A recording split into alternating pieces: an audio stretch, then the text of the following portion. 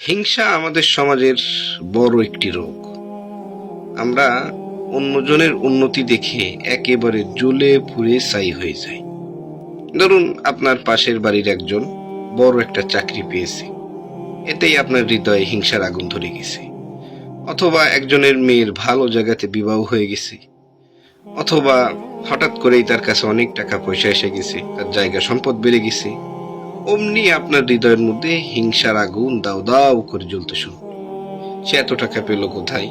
তার মেয়ের কেন ভালো জায়গাতে বিয়ে হয়েছে? আমার মেয়ের চাইতে তার মেয়ের চেহারা কম, ইত্যাদি।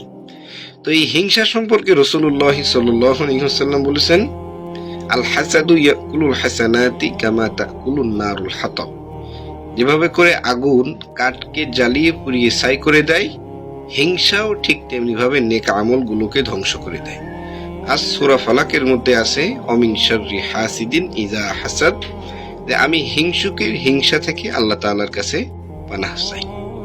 তো হিংসা এটা অন্তরের একটি বড় রোগ। অনেক সময় আমরা হিংসা করি কিন্তু অনুভব করতে পারি না যে আমি হিংসুটে হয়ে গেছি। মনে রাখবেন, হিংসা দুই শ্রেণীর মানুষের সঙ্গে করা যায়। এক, যে ব্যক্তিকে আল্লাহ তাআলা ইলম দিয়েছে এবং সে ইলম অনুযায়ী সে নিজেও আমল করতেছে, অন্যদেরকেও শেখাচ্ছে, তার সঙ্গে হিংসা করা যায়। কেন আমি দিন শিখতে পারলাম না? আমার অন্যায়টা কোথায়? আমার দোষটা কোথায়? আমার দুর্বলতা কোথায়? এবং দ্বিতীয় হিংসা ওই ব্যক্তির সঙ্গে করা যায় যে ব্যক্তি, যাকে আল্লাহ তাআলা অনেক সম্পদ দিয়েছেন এবং সে আল্লাহর রাস্তায় ব্যয় করতেছে। এই দুই শ্রেণীর মানুষের সঙ্গে হিংসা করা যায়। তবে এটা আসলে হিংসা না, এটা ঈর্ষা বা একটা মনের ক্ষোভ, যে কেন আমি তাদের মতো ভালো কাজ করতে পারতেছি না।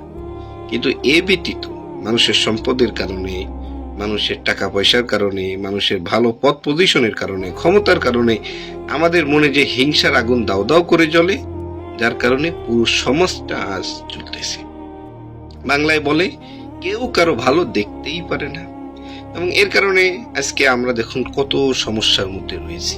কেউ কারো ভালো দেখতেই পারে না।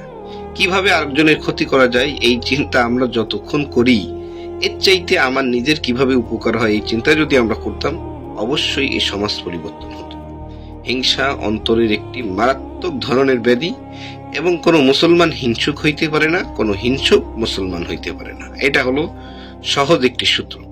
তো আমি আপনাদের কাছে বিনীত অনুরোধ করব, হিংসা থেকে আমরা যেন নিজেদেরকে বাঁচিয়ে রাখি।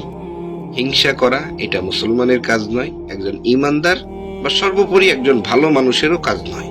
তো এখান থেকে যেন আমরা নিজেদেরকে বাঁচিয়ে রাখি। আর বেশি বেশি জিকিরের মাধ্যমে, কোরআন তেলাওয়াতের মাধ্যমে, নেককার লোকদের সোহবতের মাধ্যমে আমরা আমাদের অন্তরের রোগগুলো থেকে বেঁচে থাকব। আল্লাহ তাআলা আমাদের সবাইকে হেফাজত করুন। আমিন।